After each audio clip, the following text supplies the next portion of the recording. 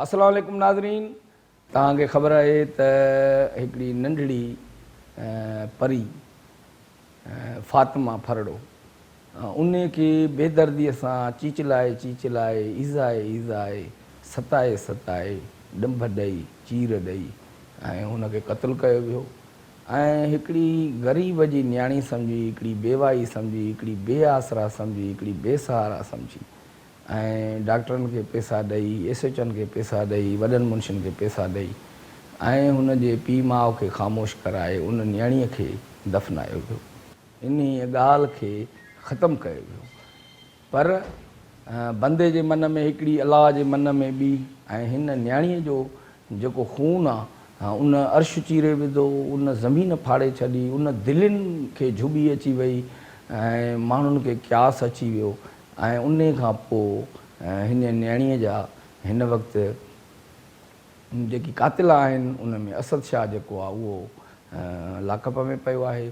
उन खां सवाइ हिना शाह जेका उन असद शाह जी घरवारी आहे उहा फ़रार आहे। उन खां सवाइ फयाज़ शाह जेको असद शाह जो सहुरो आहे उहो बि फ़रार आहे। ऐं हिन वक़्तु DNA जा नमूना जेके आहिनि उहे वरिता विया। उन खां पोइ अॼु रिपोर्ट बि उते आई आहे ऐं अॼु ही केस जेको आहे उहो दहशतगर्दी ट्रोड़ अदालत में पेश कयो। सैयद मोहम्मद राशिद शाह राशिदी जेको साॻे वक़्तु मुस्लिम लीग फंक्शनल पाकिस्तान जो नाइब सदर आहे उहो मौजूदु आहे। उन सां ॻाल्हाईंदा। हाणे साईं इहो सभ खां पहिरियां मूंखे ॿुधाइजो त तव्हां हिन नंढड़ी न्याणीअ जो जेको वाक़ियो ॿुधो त तव्हांखे छा ख़बर पई, छा माना तफ़सील तव्हांखे मालूम? असांखे जीअं ई ख़बर पई त असां पुरज़ोर मज़म्मत बि कई ऐं हुनजे अलावा असां फ़ोन वोन बि करण जी कोशिशि कई ऐं असांखे तमामु घणो अफ़सोस आहे हिन शइ ते। हाणे हिननि जो वॾो कसूर हे आहे जो हिकिड़े राणीपुर जे गादी नशीन जे हिकिड़े माइट मिसाल जे तौर ते हे ज़ुल्म कयो। फ़ौरन पीर साहब जेको हुयो गादी नशीन, हुनजो फ़र्ज़ु हुयो प्रेस कॉन्फ्रेंस करे ऐं हुनखे पंहिंजी बिरादरी मां आग करे छॾे आ, मज़म्मत करे आ ऐं चया बाबा बिल्कुलु फ्री ट्रायल थिए, जेसि ताईं जांच थिए ऐं कसूरवार साबित थिए तेसि ताईं असांजो वास्तो न आहे। अगरि बेकसूर साबित थियो त असांजो आहे, अगरि कसूरवार थियो त जेल में वञे, भले हिनखे फांसी। हिकिड़े ॿिनि जेके आहिनि माइट पीरनि जा हुननि जे करे त हिन करे हुननि खे पीरनि खे ख़राबु न चवणु खपे। जेको माण्हू ग़लति कमु करे हुन फ़र्द खे ग़लति चवणु नथो। वरी बि मां चवां थो, मां नथो सम्झां जो को गादी नशीन या को ज़िमेदार आलिम या पढ़ियल लिखियल पीर अहिड़ो कमु करे सघंदो। हे जेके पीरनि जा माइट हूंदा आहिनि हे पंहिंजी मस्ती में हे अहिड़ा कमु करे ऐं पंहिंजी दरगाहनि खे बि बदनाम कंदा आहिनि। अच्छा साईं, हाणे मूंखे इहो ॿुधाइजो त उन्हनि जे इहा जेका वीडियो वायरल थी, उहा नंढड़ी तड़पे थी पई, उथे थी, किरे थी, मरे थी, त उहा उनजी CCTV उन हणी रखी असद शाह। पहिरियों त मां छा थो सम्झ में अचे, पहिरियों त वरी मां क्लियर कयां ॻाल्हि जो हे हवेली न आहे, हे कंहिं शाह साहब जी औताक आहे। अच्छा, हवेली जेको पीर हूंदो आहे हुनजी जिथे फैमिली रहंदी आहे हो हवेली हूंदी आहे, हुते कैमरा थी नथो सघे ईअं अहिड़े तरीक़े सां। हे हिन जी औताक जो कमिरो लॻे थो जिथे म्यूज़िक जो सिस्टम बि पियो आहे ऐं साईं जेको आहे हर शइ ऐं सोफ़े ते जेको शाह साहब सुतो पियो आहे ऐं छोकिरी हेठि तड़पे थी। हे असांखे वॾो अफ़सोस थियो। मूंखे लॻे थो जो मुंहिंजो अंदाज़ो आहे जो अंदरि बीबियुनि खे, हिननि जी घरवारी खे कंहिं नौकराणी या कंहिं माई ॿुधायो हूंदो त हो भॼंदी आई आहे अंदरूं, जेको कैमरे में जेको वीडियो में नज़र थो अचे। बाक़ी ये हवेली न आहे, औताक लॻे थी कंहिं शाह साहब। अच्छा, हाणे हिकिड़ो इहो बि चयो थो वञे त हिकिड़ी डार्क वेब आहे, सम्झो इंटरनेट जी हिकिड़ी अहिड़ी दुनिया आहे जेका कारी तारीख़ दुनिया, चवंदा उन जे लाइ वीडियो ठाहे पियो ऐं उन में करोड़े रुपया मुआवज़ो मिलंदो आहे 5 मिंटनि जे लाइ। त छा तव्हांखे बि ईअं लॻे थो त हे जहिड़ियूं हिन CCTV हयूं या जहिड़ी क़िस्म जी हिन माना आई या रिकॉर्डिंगूं पिए कयूं त छा हे इन या वरी हे हींअर कोड पंहिंजी मोबाइल जो नथो ॾिए, पुलिस खे एक्सेस नथो ॾिए त उन में ज़ाहिर आहे जा त को ॿियूं ॿिड़ियूं न्यूड या पोर्न माना वीडियोज़ वग़ैरह, तव्हांखे छा थो लॻे? थी सघे थो हिन करे जो असांजे ख़ासि तौर ते सिंध में ऐं सराइकी बेल्ट में हिकिड़ो रिवाज थी वियो आहे जो पीर हूंदो आहे गादी नशीन, हुनखे मुरीद नज़राना पेश कंदा आहिनि त हू पंहिंजी दरगाह जे नंगर में पंहिंजी जमायत जे भलाई में ख़र्च कंदो आहे। हो हुननि जो पीर जो ऐं मुरीदनि जो ज़ाती मैटर आहे, पर हुनखे कॉपी करे जेके पीर जा माइट हूंदा आहिनि हुननि में बि हिकिड़ी ख़राबु आदत थी वई आहे, जो रोज़ी रोटी न आहे करणी, नौकिरी न आहे करणी, महिनत न आहे करणी, पंहिंजे वॾनि जे मुरीदनि में वञी पीर सॾराए ऐं नज़रानो वठो, ॾनु वठो। हाणे जॾहिं मुफ़्त खोरी जी आदत थी वेंदी आहे त कमाईंदो काथां, पोइ काथां कमाईंदो, पोइ जॾहिं आदत थी वेंदी पोइ उहो आसान तरीक़ो ॻोल्हींदो कहिड़े तरीक़े सां मां पैसा कमायां, त हिन तरह अहिड़े शहरनि में पोइ अहिड़े क़िस्म जा लॻे थो त ईअं थी सघे थो, थी बि सघे थो। मां मतिलबु इल्ज़ाम हणणु नथो चाहियां, पर अहिड़े घरनि में जिथे नथो ॿुधाए तव्हांखे छा थो लॻे, पोइ थी सघे थो जो को न को सीक्रेट, को न को राज़ मोबाइल में हुजे। असां हिन ते वधीक फोकस कयूं जो जेको गादी नशीन आहे राणीपुर जो, हो बजाए पंहिंजा मुरीद गॾु करे, साईं सूरज साईं जेको आहे ऐं मुरीद गॾु करे प्रेस वारनि खे या सोशल वर्करनि खे गार गंद करण जे बजाए, ॾिठो तव्हां पाण, हा हे करण जे बजाए अगरि उहो प्रेस कॉन्फ्रेंस करे जो बाबा असांजो हिन सां को वास्तो न आहे, असां बिरादरी मां कढी छॾियो आहे हिनखे, जेसि ताईं क्लियर न थिए ॻाल्हि जो वाक़ई ये कसूरवार आहे या न आहे। त हे जेका असद शाह जी अमड़ क़ुर पाक खणी ऐं उन प्रेस कॉन्फ्रेंस कई, उन जी प्रेस कॉन्फ्रेंस खे तव्हां कीअं था छा या कराइणी या हथियो हिननि खे ॻीचे में पइजी वई, हथियो फ़याज़ शाह जो नालो खुली वियो जंहिंमें हुन चयो त 3 महीना उते रखंदो।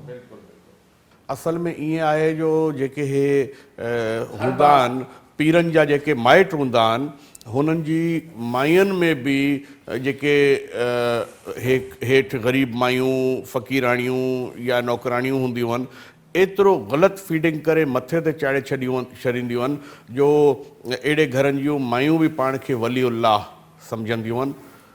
हा, अहिड़े क़िस्म जी हिकिड़ी फीडिंग हिननि खे मतिलबु हेठों वारो तबिको जेको हूंदो आहे हो ॾेई छॾींदा आहिनि, जो बचपन खां हुननि जो दिमाग़ में बि हे हूंदो आहे जो असां हर शइ में आला आहियूं, असां हर शइ में अफ़ज़ल आहियूं, असां हर शइ में बेगुनाह आहियूं, बाक़ी आम माण्हू जेके ॿाहिरि घुमनि था ईअं सम्झो त अहिड़े क़िस्म जी तरबियत थी वेंदी आहे।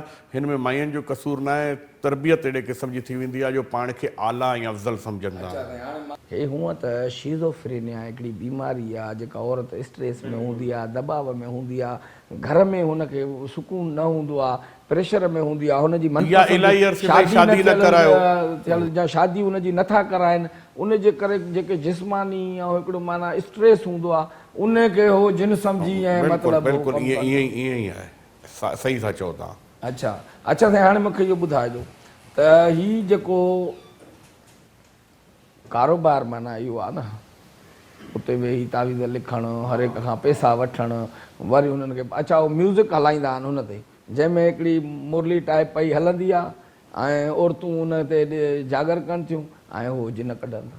मतिलबु जिन खे म्यूज़िक में एतिरो मज़ो ईंदो आहे जो जिन झूमंदो आहे, डांस कंदो आहे। हाणे अलाए अंग्रेज़ी गाना बि हूंदा आहिनि, बीन ते ईंदो आहे, ईअं मतां जिन खे बि माना म्यूज़िक में। हाणे साइंस चए थी जो नांग या कन न हूंदा आहिनि, ॿुधी नथो सघे, पोइ बीन ते कीअं ईंदो?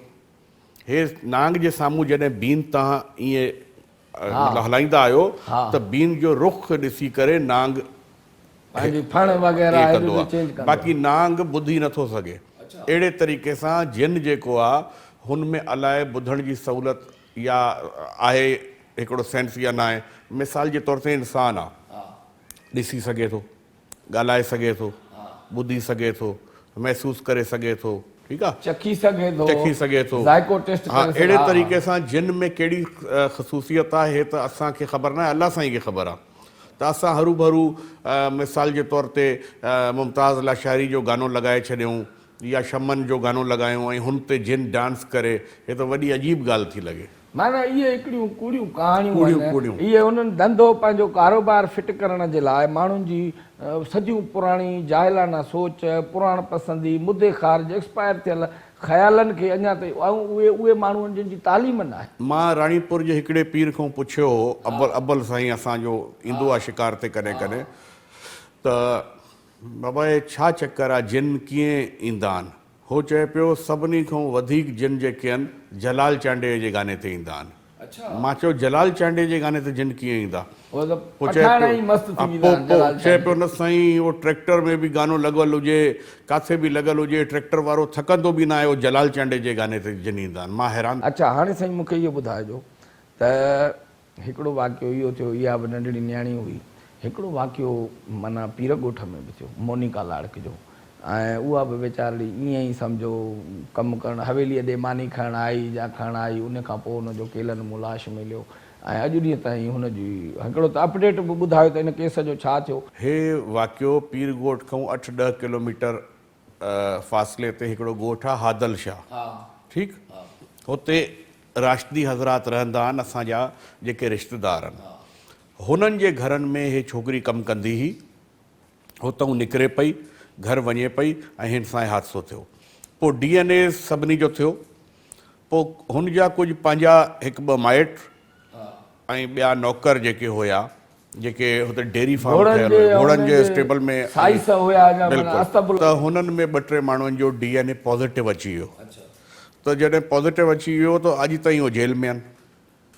हाणे DNA सचो थियो कूड़ो थियो हे अल्लाह साईं खे ख़बर। इहो बि त ईअं थी सघे थो वॾनि माण्हुनि खे बचाइण जे लाइ, वॾनि माण्हुनि खे न, पर असां अंदाज़े DNA ते पैसा वठी करे हो सही आहे, पर असां अंदाज़े ते हलूं था, तव्हां या असां या तव्हां ठीकु आहे, असां जेको थियो हुनखे मञूं था, बाक़ी असां या तव्हां पंहिंजी अखियुनि खां ॾिठो न आहे जो कंहिं कयो कंहिं न कयो, हिन करे अंदाज़े ते असां हली सघूं था जो थी सघे थो ज़्यादती थी हुजे, थी सघे थो असल माण्हू अंदरि हुजनि, अल्लाह साईं आहे, असां रहम जी दुआ करे सघूं। ॻाल्हि कई साम्हूं हिकिड़ो वॾो ताक़तवर माण्हू हुजे त तव्हां ई चओ था त इहो इंसाफ़ न मिलंदो, हिन वीचारी नंढड़ीअ जो खून लुड़ी वेंदो, इहो ईअं रायगान थी वेंदो, सिविल सोसाइटी आहे, माण्हू दाहूं कंदा रहंदा, असां जेको आहे विसारींदड़ क़ौम आहियूं, असां विसारे छॾींदा आहियूं, या वरी असां मुर्दा परस्त आहियूं, मरी थो वञे माण्हू पोइ उनजे केस खे खणंदा आहियूं।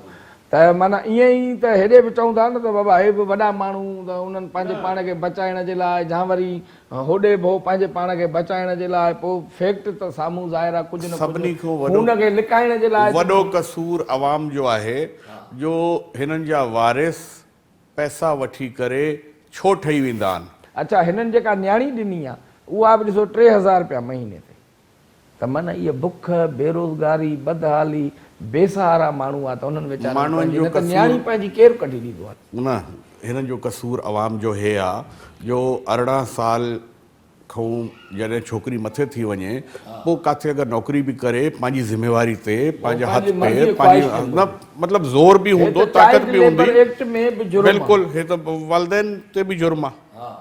पोइ तव्हां पाण ॾिसो, मतिलबु कानून जी को हलचल पाकिस्तान में नज़र नथी अचे। फंक्शनल मुस्लिम लीग जो वरी ईअं लॻे थो त भई इहो गौसभाई खान मार छॾे वियो, शहरयार खान छॾे वियो, हेॾो से असांजो मुहर्रम शाह छॾे वियो, साईं काज़िम अली शाह छॾे वियो, ऐं हिकिड़ी जीअं सीज़न हूंदी आहे ख़िज़ा जी, ऐं पन छणंदा था वञनि, त इहो छा को माना इहे छो था छॾनि, छा मसइलो आहे, ऐं छा फंक्शनल इन सां कमज़ोर थी वेंदी, ख़तमु थी वेंदी, या माना उनखे फ़र्क़ु न पवंदो। ख़तमु त कोई पार्टी बि न थींदी आहे जेकी बि पाकिस्तान जे कानून जे मुताबिक़ इलेक्शन कमीशन में रजिस्टर्ड हूंदी आहे, ऐं वोट बि न खणे पोइ बि ख़तमु न थींदी आहे। बाक़ी हे थींदो आहे जो हिकिड़े दौर में असांखे मोहम्मद ख़ान जुनेजो साहिबु छॾे वियो, हा पोइ इलाही माण्हू छॾे विया, ठीकु आहे, पोइ हुन में छा थींदो, वरी नवां माण्हू अची वेंदा, वरी माण्हू छॾे वेंदा, वरी ॿिया माण्हू अची वेंदा, पर नज़रियाती कारकुन जेको पीर साहब वटि आहे, जमायती ऐं मोतक़द ऐं असांजा सिकंदरी आलिम, उहो नज़रियाती न चए, उहो त अक़ीदतमंद आहे, उहो त नज़रिये सां ॿधल ई कोन्हे, उहो त पीर साहब जे, पर अक़ीदो बि त नज़रिये सां आहे, अक़ीदो नज़रिये सां आहे। मेंघवाड़ हिकिड़ो थर में उन उस्ताद IBA मां पढ़ियल, उनखे वीचारे खे थांवनि में पाणी न पियो, उनखे कुर्सीअ ते वेहण न त चए बीही करे पढ़ा, इन खे तव्हां कीअं था ॾिसो? मतिलबु असां बार बार हे चवंदासीं माशरे खे तरबियत जी ज़रूरत आहे, जेको बिल्कुलु न आहे। इहो मञींदा त हर इंसान बराबरि आहे, हर इंसान बराबरि आहे, अल्लाह हुजे। हाणे सहाबा कराम हुया, हा, पहिरियों मुसलमान हुया, हा, पोइ बाद में थिया, त बाद में थिया त जब सहाबा कराम सभिनी खां पाक हस्ती, पहिरियों मुसलमान न हुया, बाद में थिया ऐं वली थी विया, त अहिड़े तरीक़े सां जो आम माण्हू घुमनि था ॿाहिरि, हिननि मां बि मुस्लमान थी करे औलिया वली बुज़ुर्ग थी सघनि था। हर इंसान जे अंदरि अल्लाह साईं मौजूदु आहे, हिन करे इंसान खे बेइज़्तो करणु, इंसान खे घटि वधि ॻाल्हाइणु अल्लाह खे तकलीफ़ ॾियण जे बराबरि आहे। माना कंहिं बि इंसान खे सफ़े भले कहिड़े मज़हब जो बि हुजे, हुनखे तव्हां घटि वधि सम्झणु ऐं नीच सम्झणु, बिल्कुलु हे तमामु वॾो हिकिड़ो तकबुर ऐं ग़रूर जी निशानी आहे। अच्छा, हाणे साईं मूंखे इहो ॿुधाइजो त हे जेका ईंदड़ इलेक्शन अचे थी पई, इन में फंक्शनल लीग जी पोज़ीशन तव्हां छा था सम्झो त हिन दफ़े कीअं थींदी? हाणे पोएं दफ़े में माना पूरे ज़िले मां सिर्फ़ु वाहिद सीट ई जेका तव्हां खटी, बाक़ी टोटल माना फंक्शनल लूज़ कयूं जेके खटी दी ईंदी पहिरियां। त हाणे वारी इलेक्शन में छा हुआ महिनत कई अथनि, तयारियूं कुझु आहिनि, या माना हुकूमत न हुजण जे करे माण्हुनि जा कम न करे सघिया, हिकिड़ो ड्रिगो दौरु हलियो आहे पीपल्स पार्टीअ जो, उन में माण्हुनि खे माना या वरी तव्हांजे ई तक में थी सघे थो तव्हां उहो डिलीवर न करे सघियो, माण्हुनि जी तवको जेका हुजे हुकूमत तव्हांजी न ई। माण्हू आज़ादु आहिनि पाकिस्तान जा, हुननि जी मर्ज़ी आहे कंहिंखे बि वोट कनि। मिसाल जे तौर ते अगरि असांखे कंदा, असांजी पार्टी खे कंदा ऐं हुकूमत ठहंदी त पुराणे हुक्मराननि वांगुरु पैसनि में नौकरियूं न ॾींदासीं, फ्री में मिलंदियूं, ठीकु आहे। ऐं नौकरी एतिरी नथी मिली सघे त कारोबार जी पॉलिसी ठहंदी जो कारोबार कहिड़े क़िस्म जो ग़रीब माण्हुनि खे मिले, अमन अमान थींदो, धाड़ेलनि जे ख़िलाफ़ ऑपरेशन थींदा। तव्हां बुख़ैरपुर ज़िले में त उते SP वग़ैरह जेके आहिनि उहे हाउसिस जा रखियल हूंदा, या वरी जेके हाउसिस आहिनि इस्पताल मूं दवाऊं विकिणी जा मरीज़नि जो पैसो या उन्हनि खे जेको खाधो मिलंदो आहे ज़कात, उन मां उहो हाउसिस जा ख़र्चा पता? बिल्कुलु ईअं थींदो आहे। अञा ताईं तव्हांखे पकी ख़बर आहे या तव्हांखे माण्हुनि खां ॿुधो? असांखे पकी ख़बर आहे। हाणे बि म्यूनिसिपल कमेटी, टाउन कमेटीज़, हुननि जा पैसा, हुननि जा TMOs ऐं टाउन ऑफिसर्स अञा ताईं जेके हाउसिस आहिनि हुते पुॼाइनि था। हाणे ख़ैरपुर में मूंखे कंहिं ॿुधायो जो बाबा जेके हुक्मरान जमायत हाणे हुकूमत करे पई, हुननि जे हाउसनि ते TMOs जा पैसा वञनि था। त मां चयो कहिड़े हाउस ते वञनि था, त हो अॻिते ॿुधाइण लाइ तयारु न आहिनि। मूंखे चवनि था बाबा अंदाज़ो लॻायो। त मां हे चवणु चाहींदुमि मौजूदा निगरान हुकूमत खे, अगरि फैक्ट न बि आहे, मिसाल जे तौर ते इल्ज़ाम आहे, त इल्ज़ाम जी बि इंक्वायरी थियणु खपे। इल्ज़ाम हणण वारे खे या त जा पैसा, सिविल अस्पताल जा पैसा, DC ऑफिस मां जेके ज़कात जा पैसा हूंदा आहिनि उहे पैसा, ऐं उहे वरी किचन हलनि हाउसिस जा, ऐं अच्छा हो मुलाज़िम म्यूनिसिपल में भर्ती थियल कमु जेको आहे उहे यूनिवर्सिटी जा मुलाज़िम घरनि ते बीठा, अहिड़े तरीक़े सां आहे। पर हाणे बि मौक़ो आहे, निगरान हुकूमत हिकिड़ी क्लियर हुकूमत आहे, हिकिड़ो मतिलबु निगरान हुकूमत आहे या न्यूट्रल, हे फौरन चेक एंड बैलेंस शुरू करे जो लोकल गवर्नमेंट जा पैसा। हाँ नाज़रीन, पाकिस्तान मुस्लिम लीग फंक्शनल जे नायब सदर सैयद मोहम्मद राशिद शाह राशिदी उन जी गुफ़्तगू तव्हां ॿुधी। इन ते इजाज़त ॾींदा पंहिंजे मेज़बान शौकत नूनारीअ खे। सदाईं गॾु।